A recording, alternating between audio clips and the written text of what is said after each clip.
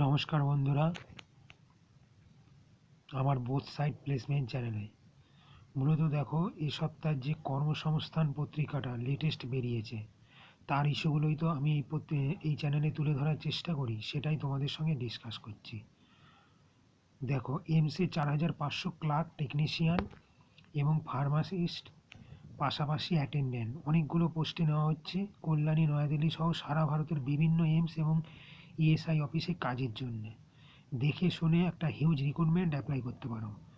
রেলে 1036 শিক্ষক শিক্ষিকা, লাইব্রেরিয়ান, উচ্চ মাধ্যমিক, গ্র্যাজুয়েট, পোস্ট গ্র্যাজুয়েট, প্রত্যেকটা ডিভিশনে কম বেশি নেওয়া হচ্ছে। কোন ডিভিশনে কতগুলো শূন্যপদ, এটা ডিটেলস বিজ্ঞাপনটা দেখে নিয়ে সেই মতো তোমরা অ্যাপ্লাই করবে।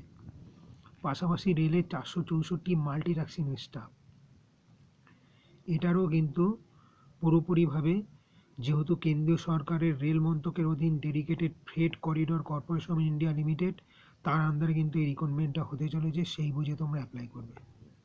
পাশাপাশি ডিআরডিওতে অ্যাপ্রেন্টিস, এই ধরনের একটা রিক্রুটমেন্টের খবর কর্মসংস্থান বড় করে প্রকাশ করেছে।